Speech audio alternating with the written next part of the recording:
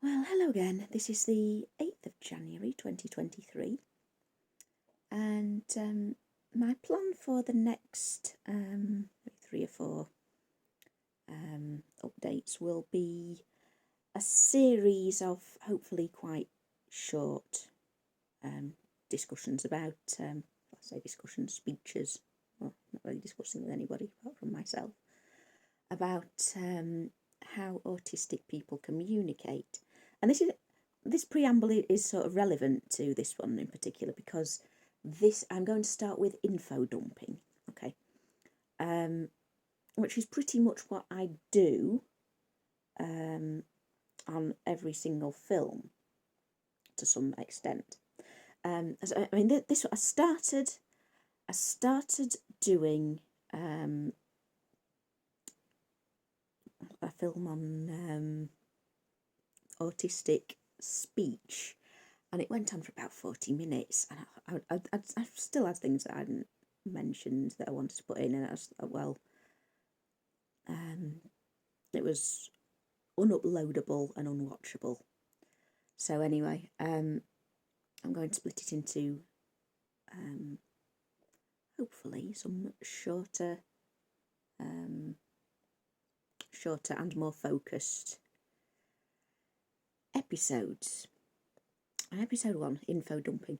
As I began to say a little bit earlier, this is kind of what my whole channel is about, in a way, is the Autistic Info Dump. It's the way I just sort of wind myself up and let myself go. It's a way that shall we say, I've learned not to do in real life. But obviously no one wants to listen to that sort of thing. If you just sat there, sort of trying to have a conversation with someone and they carry on speaking and speaking and speaking, and it is a lot easier just to talk to a camera that isn't wanting to jump in with its own feelings. Well, it might be. I don't know. Do cameras have? No, cameras don't have sentience, do they? That's a ridiculous thing to think. Anyway, part of my intention with this whole project is to reveal how, well, maybe not all autistics, but certainly I speak when in full flow. And if anyone's interested in that, which presumably if you're watching this this particular update, you are interested in. And just to sort of shed some light on the sort of thought process we go through, or at least I go through, when putting my thoughts about something that interests me or concerns me into words. I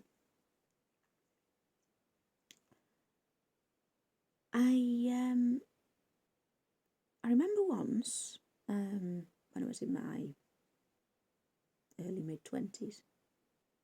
If you give me a minute, I'll actually remember the exact, at least the exact year it happened. It'll come to me. When I was on a date with someone who was actually a diagnosed autistic and had been spotted at school, and I still didn't really know what it was. And we went to a museum, and it was really winding me up because every time, I appeared to be sort of stopping and looking at anything in the museum, he'd start spieling off everything he knew about it, which, I just thought, what is he doing here? Is he trying to impress me? Is this kind of mansplaining thing? What's he doing this for? Does he think I can't read, the little information box beside the exhibit?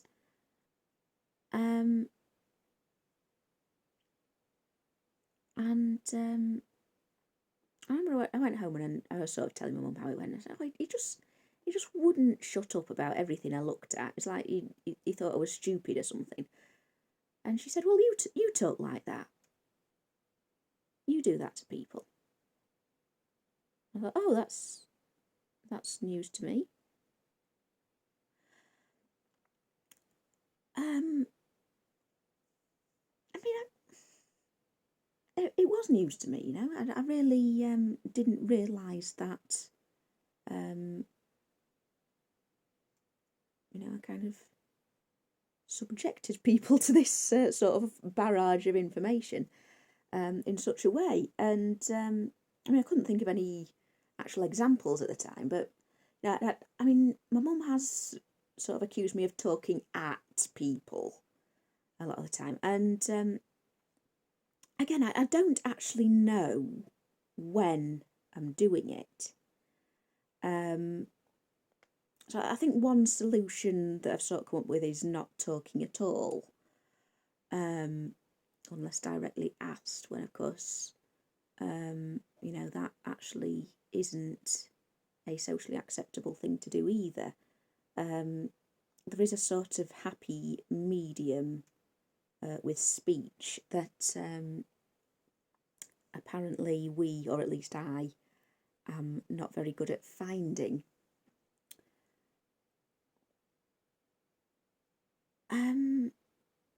I mean, there's the first time I really sort of caught myself doing this, infodumping, as it is known, was one day at work. Right, I work in a supermarket, and I spotted a couple talking about lobsters. Now they were trying to decide, shall we buy a lobster? Because neither of them had ever had it before, and they didn't really know what to do with one. So I thought, oh, I know how to prepare a lobster, and I just sort of jumped in, and I started telling them, oh, this is how you. These lobsters are frozen, so they're ready to eat. They're cooked, they're just frozen, so you just need to defrost them. You know, if you sort of put them in hot water or something, you know, that'll help them defrost. And then you need a hammer to break them open. They are very tough. Maybe some pliers or you know, a hacksaw, something like that. That'll help you get the shell. And I was there for, you know, a good couple of minutes, just telling them everything I know about lobsters. And I realised as you know, I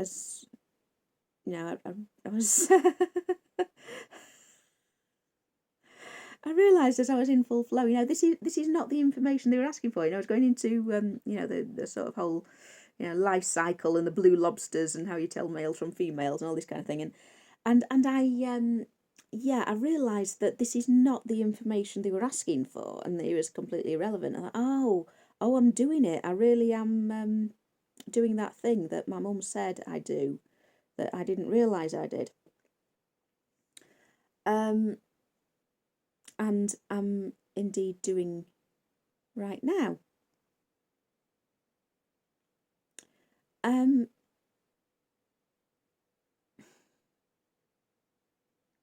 It's difficult to explain what exactly is going through. Well, I mean, obviously, I'm only speaking for myself. I don't know about absolutely everyone. What is going through my mind when this is happening? I mean, it's I suppose it's quite obvious when, you know, you have an actual special interest that's really taking over your life and well, taking over your whole thought process at the time, because obviously, well, I don't know if it is obvious really to someone it doesn't happen to, but I mean, to me it's obvious that, you know, every sort of train of thought you have sort of eventually circles back to the special interest. And so anything you start talking about will somehow relate to it, and you get onto the subject. And I mean, it's maybe not relevant to the conversation you're having, or at least the person you're talking to doesn't realise what the relevance is, you know, to you, but or to me in this situation. But the, you know, you can see how it loops back to the special. But when it's something like I mean, lobsters, as I was talking about earlier, lobsters were never particularly special interest of mine, but I happen to know some facts, and I just felt a real need to regurgitate all this in. And I don't know, I have absolutely no idea whether this couple that I was talking to were interested or impressed, um, or whether they just wished I'd shut up and go away, or whether they thought, well, this is a bit weird. I wonder where this is going. Let's stick around and find out. But anyway, they were just sort of stood there, taking it all in, going, "Oh right, yes, you know a lot about lobsters, don't you?" And I really don't know what was going on in their heads. But yes, this is what happens. The information starts coming, and that leads to something else. And it feels like when you're in the moment, it's relevant.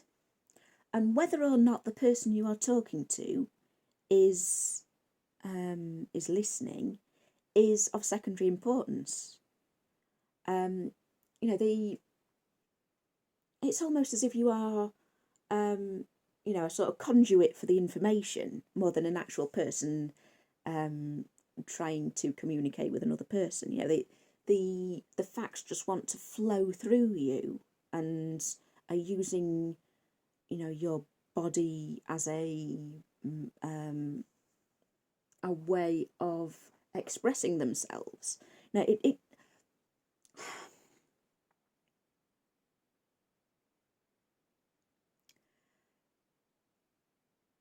it's not a conscious thing. That's the point I'm trying to express in so many words. It's not a conscious decision to keep talking. You aren't watching the other person and wondering if they want you to stop or anything. It's the words are coming out, and how long you've been talking is not an issue. Whether the recipients of this information are still listening is not an issue. The speech is happening to you. I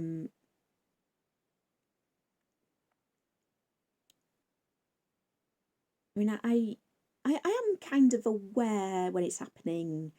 I've already said this. I mean, I realise, quite often in these films, I finish by saying, "Oh, I'm repeating myself."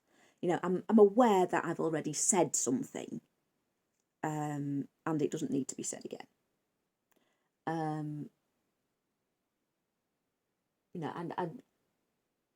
I hope it sort of makes sense logically. It all adds up.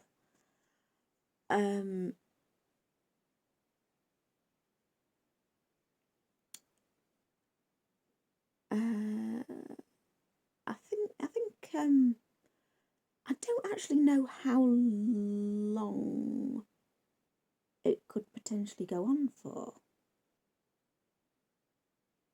Because there's always something that stops me.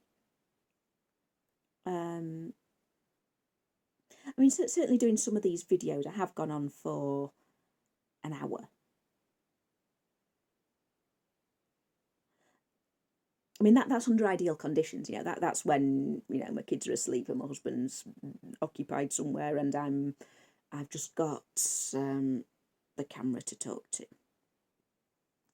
I mean, when there is someone else in the room, there's always the possibility that they'll stop and interrupt you, or that something will come up that needs your attention, and you break off from it. And it interrupts your flow, and it once you realise that you do it, or you realise that someone else does it, it still becomes a bit of a joke. It's like any other annoying habit that you might have.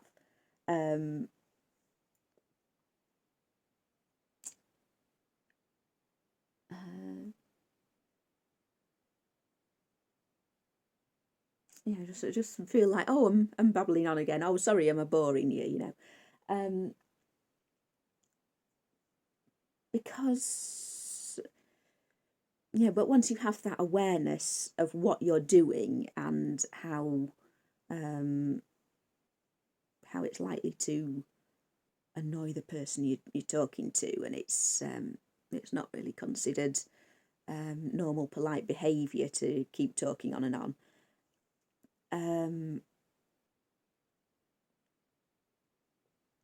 You know, it becomes a sort of, you know, an annoying quirk about you that isn't necessarily harmful or difficult to deal with or anything, but you know, it is a tendency that's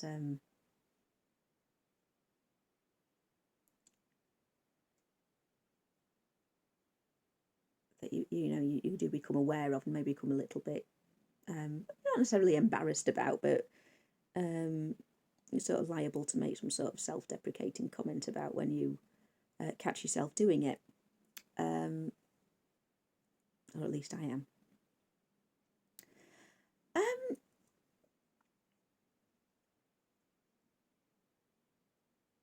What is it about info dumping that that makes it so common amongst autistic people? I think maybe because you know, we're to some extent blind to social cues. You know, we aren't so influenced by the feelings of the recipient of the info dump, and also the autistic tendency to absorb information, retain it, and regurgitate it. Possibly the special interest trait as well. I think all that together sort of combines to make us very likely to info dump. Obviously, those of us that have the non-verbal or semi-verbal trait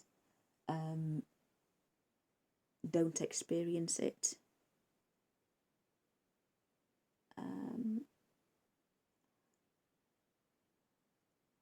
And certainly it's often subject to masking. You know, once, as I was saying earlier, I suppose it's, you know, once you realise you're doing it, you sort of try and curtail yourself a bit. And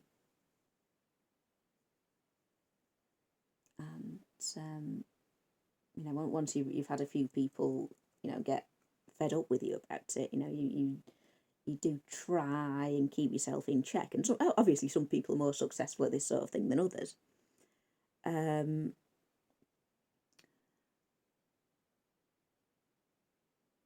It's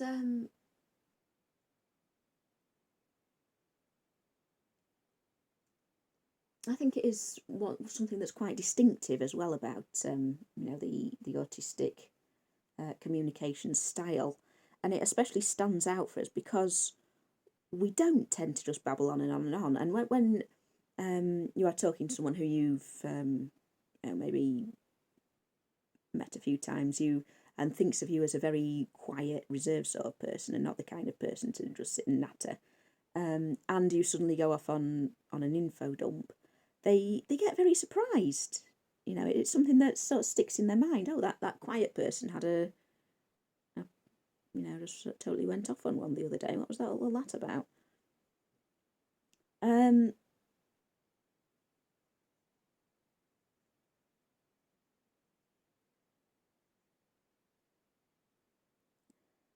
think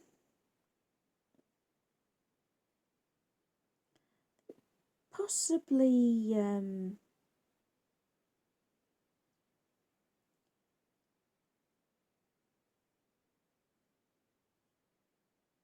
possibly it's related to you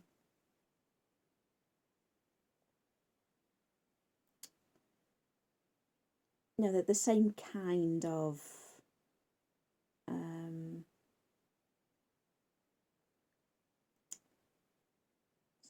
connection. How would you describe it? The same sort of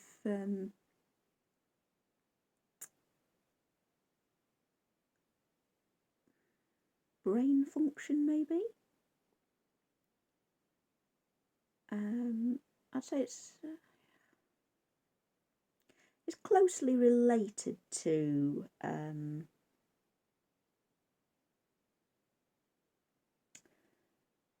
the sort of stimming response, maybe. What I'm trying to say, sorry, I really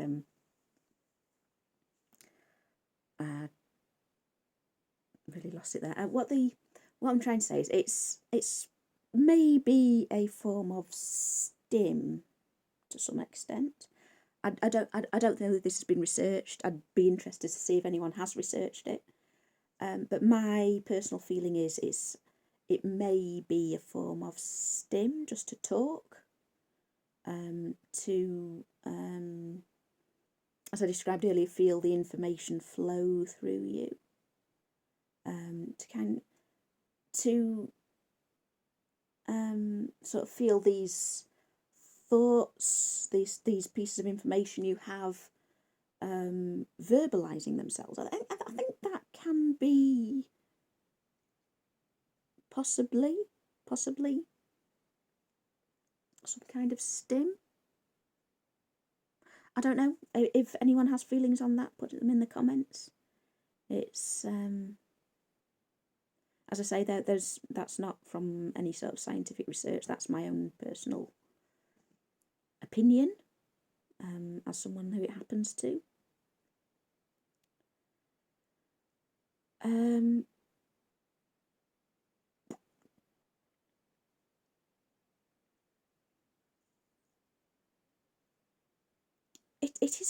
It does have that same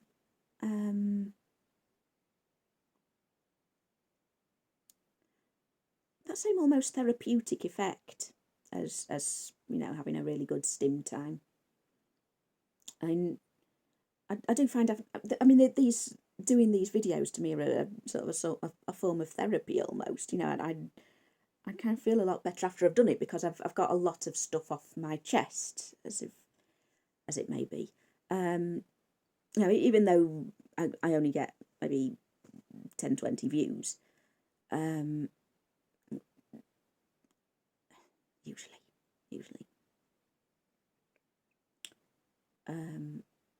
You know, it's not as if I'm sort of, you know, a famous YouTube star or anything. I kind of, you know, to me personally, I've sort of released something. You know, in the same way that, you know, any other kind of stim feels like that you've got this sort of pent up movement or action that really needs to be done. And once, you know, you've done your, well, whatever it is that you feel the need to do, I kind of do these figure 8 things with my hands quite a lot. You do just sort of feel a lot calmer, and you know, like almost like you've had a nice massage or something. You know, like when your shoulders really stiff and you go like that, and it feels a lot better afterwards. It's like when you've had a good info dump. You know, it just feels like got rid of that blocked up information.